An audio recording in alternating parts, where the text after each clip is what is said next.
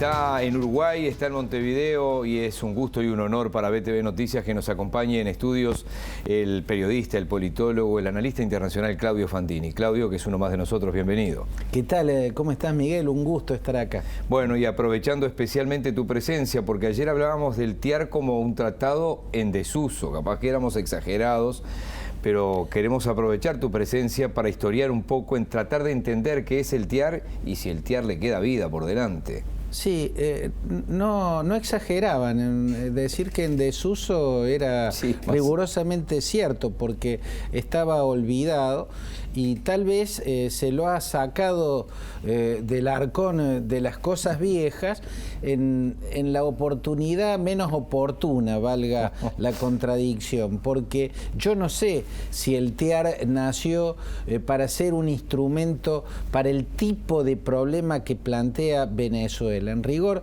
el TIAR nació por otra circunstancia y su objetivo era otro, ¿no? Nació en el año 1947, inmediatamente después del acontecimiento que detonó el comienzo de la Guerra Fría. Hay quienes sitúan el comienzo de la Guerra Fría en 1950, cuando Corea del Norte invadió Corea del Sur y estalló la guerra en la que participó Estados Unidos y a Corea del Norte la respaldaban los soviéticos, pero en realidad el primer hecho fue el bloqueo de Berlín. Ahí Estados Unidos se planteó que había una realidad nueva, un mundo diferente en el que podía volver a pasarle lo que le pasó cuando apareció el anterior archienemigo que tuvo Estados Unidos en los campos de batalla, que fue la Alemania nazi en la Segunda Guerra Mundial y sobre todo el eje nazi-fascista, cuando Estados Unidos había sido atacado en su propio territorio, el ataque a la bahía de Pearl Harbor que perpetró Japón.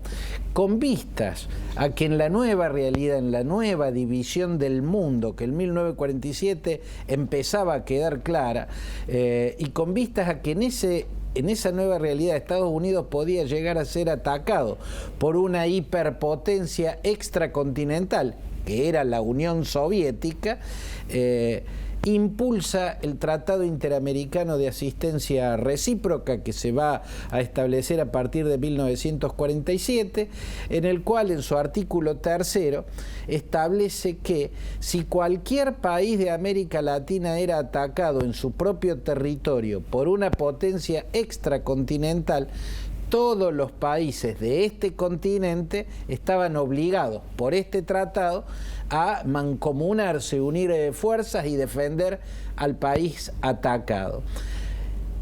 Con ese espíritu nació y casi como que nunca pudo ser aplicado, porque cada vez que se lo convocó, y se lo convocó muchas veces, más de 20 veces por lo menos. Con Malvinas como el más notorio seguramente. Malvinas fue el más notorio, digamos, en el último tiempo, pero entre la década del 50 y la década del 60 hubo muchas ocasiones en las que se convocó al TIAR, porque fueron décadas muy candentes de la Guerra Fría. Por ejemplo, cuando se dio la crisis de los misiles en 1962. ¿No? En la visión norteamericana era para ejecutar el TIAR porque en un país continental, en un país americano, con el objetivo de apuntar y atacar con misiles a otro país norteamericano, los Estados Unidos, la Unión Soviética había plantado misiles, ¿no es cierto? Convocó al TIAR y la verdad es que no se pudo ejecutar el TIAR, siempre se lo convoca y siempre queda en la nada. En el caso de Malvinas, Estados Unidos fue el que objetó la aplicación del TIAR, porque en definitiva el artículo 3 establece que si un país americano era atacado en su territorio por una potencia extracontinental. Bueno, Argentina argumentó que si Gran Bretaña venía y libraba una guerra, el Malvinas era Argentina la que estaba siendo atacada en su territorio. El problema es que Estados Unidos nunca había considerado que ese archipiélago se llama Malvinas y es de soberanía argentina, sino que siempre lo llamó Falklands y lo consideró de soberanía británica. Y priorizó su aliado británico. Claro, por lo tanto, lo que se activó fue, para los Estados Unidos, el Tratado del Atlántico Norte, ¿no? La OTAN, porque en esa visión fue Galtieri el que atacó un territorio británico y por el Tratado del Atlántico Norte Estados Unidos quedaba obligado a cerrar filas con los británicos, no con los argentinos. Y hubo muchas otras ocasiones. No debió morir ahí, Claudio. Yo creo que era un tratado obsoleto. Porque la verdad que yo doy noticias desde aquel entonces hasta acá y no recuerdo haberlo nombrado nunca. Hubo muchos países que se fueron mucho antes que el Uruguay. México, en el 11S, el 11 de septiembre del 2001, claro, ahí parecía darse concretamente el hecho por el cual se activaba el espíritu mismo del Tratado Interamericano de Asistencia Recíproca. Estados Unidos estaba siendo atacado, como en su momento en Pearl Harbor, esta vez en el corazón de Manhattan, ¿no? Y en Washington, en la capital, y en otros lados, el avión que cayó en Pensilvania. Entonces Estados Unidos convocó al TIAR, el gobierno de George Walker Bush convocó al TIAR para ir a hacer la guerra a Irak con el argumento, o sea, atacar el Irak de Saddam Hussein con el argumento del ataque a Manhattan y a Washington. El problema es que muchos países americanos no entendían, sí, claramente, que un país de América había sido atacado en su propio territorio por una fuerza extracontinental.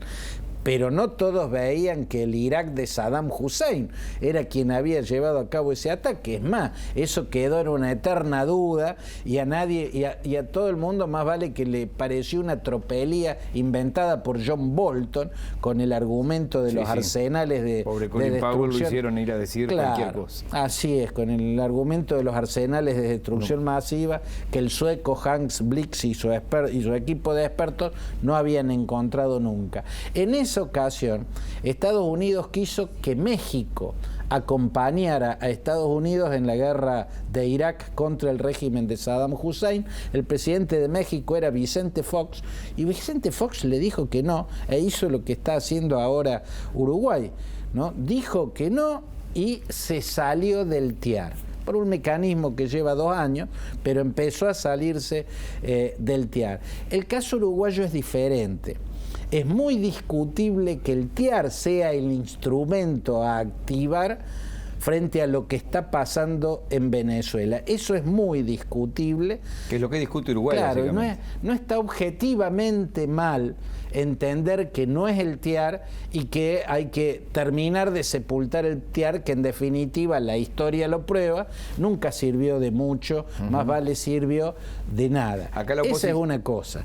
La otra cosa es que lo que está ocurriendo en Venezuela está ocurriendo, es una tragedia en la que están atrapadas millones de personas, una verdadera pesadilla, ¿no? Donde ya no el actual titular de la OEA, cuya posición política puede generar polémica, o el gobierno de Bolsonaro, o el gobierno de Piñera en Chile, Bachelet, al frente del Alto Comisionado de Naciones Unidas, estableció un nivel de crímenes políticos, de violaciones a los derechos humanos, que es verdaderamente espeluznante. Es lo que se le critica a Uruguay desde la oposición, que siempre Uruguay, con un argumento muy sólido del canciller a la hora de defender el derecho internacional y sobre todo como país chiquito que somos, porque somos un país pequeño, en potencia militar obviamente no existimos, en población y en tamaño físico tampoco, lo que se le cuestiona es que Uruguay siempre termina no diciendo nada con respecto a Venezuela.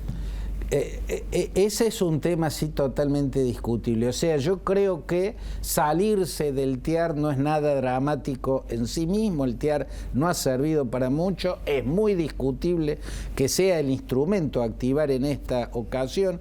Casi hay una curiosidad, Miguel, porque se lo está activando para aplicar sanciones, no para generar una alianza militar que vaya a actuar en el territorio venezolano, porque acá no hay una agresión extracontinental. Sí, sí.